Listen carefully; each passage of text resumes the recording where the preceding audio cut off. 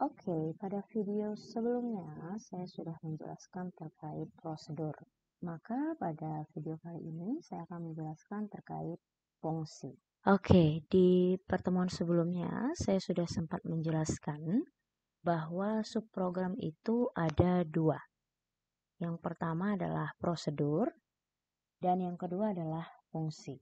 Perbedaannya, jika prosedur, dia hanya memberikan efek neto. Jadi merubah kondisi awal menjadi kondisi akhir. Tetapi kalau fungsi, di akhir dari seluruh instruksi, dia akan mengembalikan sebuah nilai dengan tipe data tertentu. Selain itu, perbedaannya adalah jika prosedur, kita diizinkan menggunakan berbagai jenis parameter, baik itu parameter input, output, maupun input dan output. Sedangkan pada fungsi, kita hanya bisa menggunakan parameter input saja. Kenapa? Karena fungsi sudah mengembalikan nilai. Ini adalah bentuk umum pseudocode dari pendefinisian sebuah fungsi, di mana di sini ada keywordnya, function, diikuti dengan nama fungsinya, lalu diikuti dengan parameter jika ada.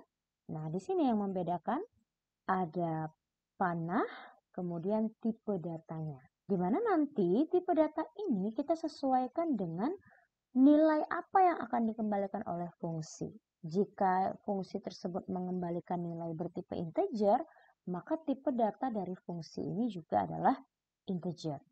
Kemudian di sini kita bisa tuliskan spesifikasi fungsinya. Kemudian di bagian deklarasi kita bisa menambahkan semua identifier yang bersifat lokal di dalam fungsi.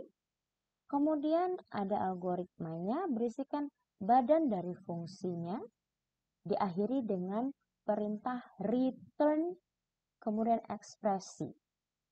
Jadi maksud di sini return adalah mengembalikan nilai ke yang memanggil.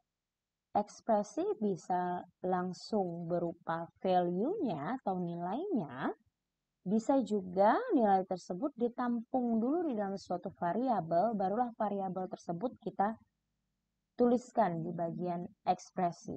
Kemudian bagaimana sintaks untuk pemanggilan fungsi? Kalau prosedur kemarin kita cukup memanggil nama prosedurnya, tapi kalau di fungsi kita harus menampungnya di dalam sebuah variabel atau peubah ya. Atau bisa juga kita langsung panggil fungsi tersebut di dalam perintah cetak. Mengapa demikian? Karena fungsi itu sudah berisikan sebuah nilai ya. Dia mengembalikan nilai sehingga kita bisa langsung panggil di perintah cetak. Kapan kita memakai fungsi, kapan kita memakai prosedur gitu. Jadi tinggal kita tentukan apakah suatu proses tersebut hanya memberikan efek neto atau harus mengembalikan nilai gitu. Jika dia hanya memberikan efek neto saja, maka kita cukup menggunakan prosedur. Tapi kalau di akhir dari instruksi tersebut akan ada nilai yang dikembalikan, maka yang sesuai adalah kita buat subprogram tersebut berupa fungsi. Oke? Sebelumnya kita sudah membuat program menghitung luas sebanyak n buah segitiga menggunakan prosedur. Nah, sekarang kita mau ubah dia menjadi fungsi. Kita buat pseudocode-nya dulu ya. Function luas segitiga. Tidak ada parameter, kemudian dia akan mengembalikan nilai bertipe real.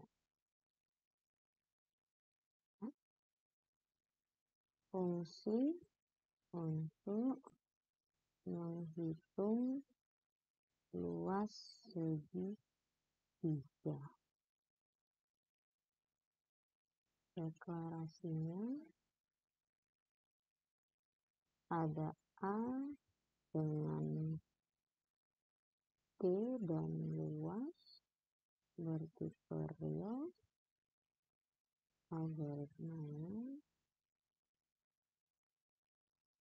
Kita baca dulu A dan T-nya.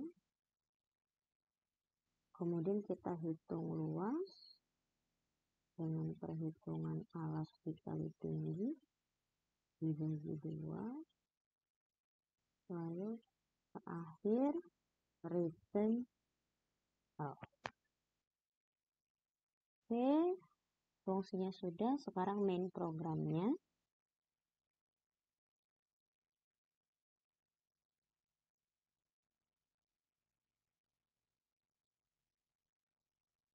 Menghitung luas dan buah segitiga. Deklarasinya ada I untuk pengulangan, kemudian ada N untuk jumlah segitiganya. Ini bertipe integer. Algoritmanya, kita baca dulu N-nya, kemudian kita mengulang dari I, kemudian kita mengulang dari I 1 to N D. Kemudian di dalamnya tinggal kita cetak ya. Boleh langsung dicetak, misalnya write, terus kita panggil luas segitiga N4. Sekarang kita implementasikan ke bahasa C. Function itu tadi mengembalikan nilai bertipe real. Berarti real menjadi float. Nama fungsinya adalah luas segitiga tanpa parameter.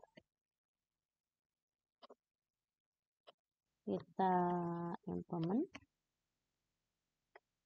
titik koma atau semikolonnya kita hapus, kita ganti dengan badan program.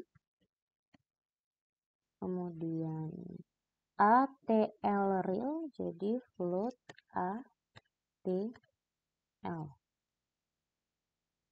Kemudian L dihitung dengan rumus alas dikali tinggi bagi 2. Kita baca dulu alas sama tingginya ya.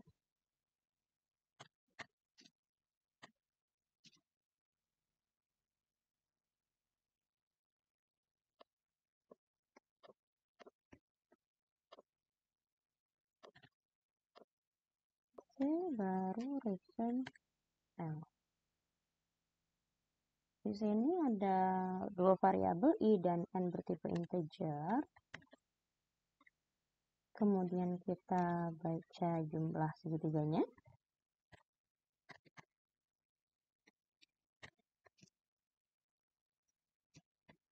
Baru kita lakukan pengulangan sebanyak N. Kemudian di dalam sini kita boleh langsung cetakkan luas sama dengan persen titik 2F, berarti dia 2 angka di belakang koma, luas segitiga. Nah, jadi pemanggilan fungsi bisa kita letakkan langsung di perintah cetak untuk kasus ini.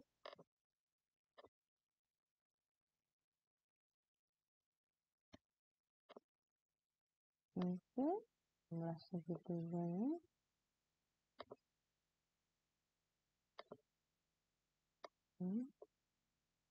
Tiga. Oh, kita belum berikan N line ya di sini ya. Jadi kurang rapi, bisa ditaruh di sini.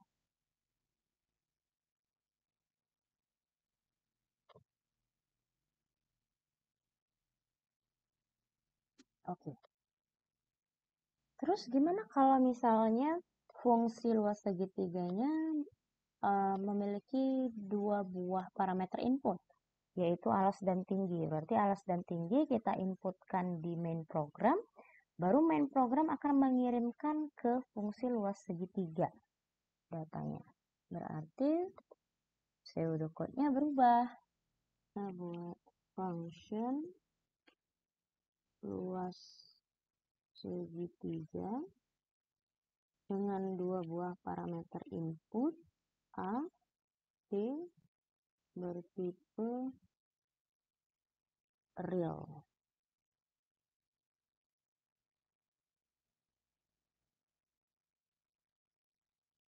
Real tanah ya. Kemudian subprogram untuk menghitung luas segitiga. Berarti di sini kita cukup mendeklarasikan L bertipe real.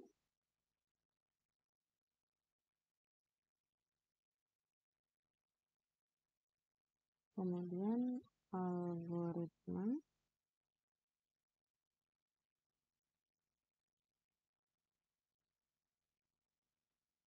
langsung kita hitung L dengan rumus A kali T div 2.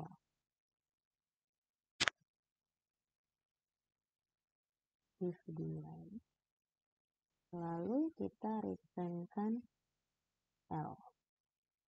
Main programnya sekarang program segitiga. Program untuk menghitung luas ya. Hitung luas n buah segitiga. Deklarasi di sini ada A, T bertipe real, kemudian ada I dan N bertipe integer. Algoritmanya di sini kita baca N-nya dulu, kemudian kita lakukan pengulangan dari I1 to N do.